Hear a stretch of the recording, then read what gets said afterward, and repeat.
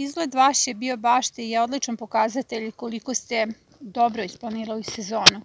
Jedna sezona se planira jednako kao što planirate budžet ili kao kada stvarate muzičko delo. Svaka partitura se kombinuje tako da sve te note imaju upravo to veličanstveno sazvučje. Tokom zimskog perioda, osim što imamo u kontinuitetu setvu i sadnju, vrlo je važno da planiramo modele, da planiramo sisteme zaštite i da puno učimo pre svega o resursima. U današnjoj epizodi setvene jame. Još jutros je bio veliki sneg nad Gredicama, sneg se polako topi. Ja ću danas ovdje da postavim svoje setvene jame, o kojima ću nešto više da kažem dalje u toku epizode. Ono što je za početak važno da vidite jeste upravo prednost parcelizacije, odnosno postavljanja gredica. One vam obezbeđuju kontinuitet setve i sadnje, samim tim kontinuitet plodonošenja. Ja kompariram ove postavljene gredice sa slikarskim platnom. Uvek se možete vratiti svom platnu i nedovršenoj slici u skladu sa inspiracijom. To ja upravo danas radim. Setvene jame se postavljaju za zahtjevne biljke i ja ih postavljam u već kreirane permamodele. Prednost permamodela jeste što su oni potpuno spremni za setvu i sadnju i spremni su da izdrže dobar deo sezone. Dakle, vi ćete nekoliko puta tokom sezone da dodajete organsku materiju, odnosno organsku masu, ali je ovo vama već u startu malčirana gredica. Upravo ću danas da postavim setvene jame, iznad kojih ću već obaviti sadnju. Setvene jame se pripremaju za prvu kategoriju plodoreda. U ovom slučaju ovdje će ići paradajz, jer je paradajz već 3. godinu na istom mestu, ali ću na mestu gde planiram već da posadim paradajz tamo u maju, to mesto ću upotrebiti za sadnju, odnosno ubacit ću luk za mladu berbu, zato što će taj luk da čuva mesto paradajzu. Sada ću vam pokazati od čega i kako pripremam setvene jame.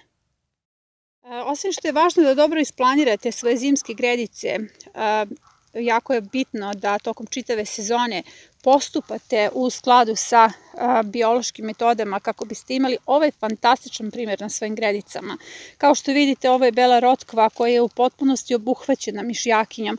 Dakle, ovo je permamodel koji sam ja hranila tokom čitave sezone i koji je iznedrio jako mnogo hrane i koji je sada meni poklonio dodatnu hranu, mrtva kopriva, mišjakinja, jestive biljke, ali i biljke koje su resurs tokom čitave sezone. Ova mišjakinja će danas biti moja hrana, od nje pravim varivo, također od mrtve koprive, ali također ova mišjakinja ulazi u sastav setvenih jama.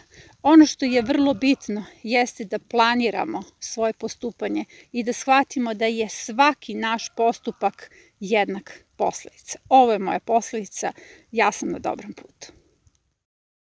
Moj glavni resurs za setvene jame jesu lukovi. Ovo su otpaci lukova. Dakle, onog momenta kada početkom jula počinjete da vadite lukove, sušite ih na suncu i nakon toga je lukove neophodno čistiti. Također, svaki put kada pripremate obrok, vi imate ovakve otpatke luka. Ja jedan deo tih otpadaka kompostiram, drugi deo koristim za setvene jame. Zašto je to bitno? Imamo ključne resurse upravo u ovim otpacima. Crni luk je izvor fosfora, beli luk je izvor sumpora. Fantastična kombinacija za jačanje imuniteta jedne biljke. Sada kada ovo kombinujem sa mišjakinjom, dobit ću pravi imunološki eliksir unutar tla. Sve ovo ću sada da pomešam i pripremit ću svoje setvene jame. Sada ću upotrebiti alat i napravit ću prave jame u okviru ovog permamodela. Dakle, potrebno je da sklonim travu, odnosno sav organski materijal i da napravim rupe koje će biti dubine do 20 cm. Razmak između ovih rupa je 80 cm do metar, zato što ću na tom razmaku da se posade parovi paradajza. Na ovo mesto planiram paradajz, zato što je paradajz tu i bio. Evo već je počeo da pada sneg, ja ću i po snegu da radim. Dakle, ništa me ne sprečava zato što je gredica već postavljena, osim što je malo hladno i ja sam zadihana. Evo, ja sam napravila sebi jame koje su dubine negde 25 cm i sada ću tu da postavim materijal. Dakle, ja ću samo da radim kombinacije. Stavit ću mišjakinju, onda stavljam otpatke naizmenično, otpatke crnog i belog luka. Vidite kako je to dobar materijal. Sve oko vas resurs. Vrlo je važno da upravo u ovom zimskom periodu učite o resursima i učite da ih upotrebite. Dakle, samo da se okrenete i da posmatrate sve to oko vas, da učite o njemu, da učite o njegovom sastavu i to je jedini način da budete nezavisni. Upravo sada pada kiša, neka ledena kiša, jako je hladno, ali ja ću da iskoristim fantastično i tu kišu, jer kada padne kiša preko ovih setvenih jama, vrlo brzo će se aktivirati svi procesi unutar tla. Dakle, ja sam napravila kombinaciju, dodat ću još malo mišjakinje, treba nam azot. Na početku svaka biljka traži azot kako bi krenula sa rastom i ove setvene jame će vrlo da budu velika pomoć zbog toga što nećemo morati tako često da apliciramo tekuća biljna đubriva. Biljka će jednostavno imati dovoljno hrane. Evo, dodat ću još malo belog luka. I sada ću sve to da pokrijem slojem zemlje.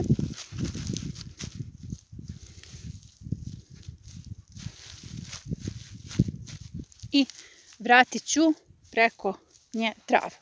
Sada idem po obeleživač. Vrlo je bitno da obeležite svoju jamu. Upravo sam došla do čičake kako bih skinula njene drške, a to će biti obeleživače, ali ujedno ću da vam pokažem sistem uzgoja čičake. Kod mene čičaka je godinama na istom mestu, ovo je njena 12. godina na jednoj gredici. Ona se uopšte niti širi, niti umnožava, sama sebe hrani, samo na kraju sezone oborim sve ono što se nalazi nad njom i oko nje i kompletan biološki materijal je nekad visine i 40 cm. To se lagano slaže i ona je zaista pretvorena sama po sebi u kompost. Evo, pogledajte kakav je to materijal. Dakle, sve oko nje je mrvičasto. Potrebno je samo da zavučem ruku i da izvadim plodove. Vrlo se lako vade plodovi. Više o uzgoju čičake nekom drugom prilikom i sada se ona upravo vadi za jelo. Ja ću izvaditi nekoliko njih za današnji obrok, ali ono što meni sada treba, to su ove fantastične drške i upravo sam jednu polovinu oborila, a drugu polovinu ostavljam kao resurs zato što su ove drške dovoljno čvrste i uvek fantastični obeleživači u bašti, čak i na samom početku sezone. Evo, ovo su ti moji obeleživači od čičake koje ću sada samo da postavim ovdje duboko. Dakle, potrebno je da odu što dublje kako bi izdržale, jel? Ovdje ćemo saditi tek početkom maja, zato vodite računa da će se čitav ovaj prostor dalje koristiti za proizvodnju hrane do 1. maja. Dakle, ovdje ćemo imati predkulture koje će nas hraniti i čuvat će mesto samom paradajzu. Ovdje idem dalje da obeležim narednu setvenu jamu. Obeležit ću do kraja gredice. Ova gredica ima 4 metra. I na taj način ja sam pripremila mesta za paradajz. Sada ću da angažujem ovaj prostor. Sada ću ovdje da posadim luk, ozimi luk koji će imati ulogu mlade berbe kako bih čitav ovaj prostor u skladu sa plodoredom upotrebila za što veću proizvodnju vlastite hrane. Pored toga, vodite računa da živi svet jeste najangažovaniji u predalu korena i potrebno je da upravo kontinuitetom setve i sadnje omogućite te simbioze u predalu korena. Ja ću sada na ovom prostoru koji će biti širine 30 cm, jer toliko treba paradajzu, da iskoristim, odnosno da posadim miks belog i crnog luka. Može se posaditi miks ukoliko oba luka imaju ulogu mlade berbe. Dakle, ja ću sve to da berem već od marta meseca, to će biti hrana, možda i ranije ukoliko nam zima bude darodavna, i lagano će oslobađati prostor za paradajz. Upravo kod ovih štapova je potrebno početi berbu ranije, zbog toga što će na tom mestu da se ubaci paradajz. Čak i onog momenta ako oko ovih mojih obeleživača još uvek nisam pojela crni luk, on ne smeta, ja ću samo da iščupam jednu kocku tih lukova, napravit ću jelo od njega, a na tom mestu ću ubaciti paradajz. Paradajzu je potrebno mesec dana da razvija korenov sistem, dakle kompletan ovaj prostor mu ne treba u narednih mesec i po dana od dana sadnje. Dakle, recimo ako je 1. maj dan sadnje, tek za nekih mesec i po dana će taj prostor biti potreban paradajzu i vi imate toliko više vremena da se hranite.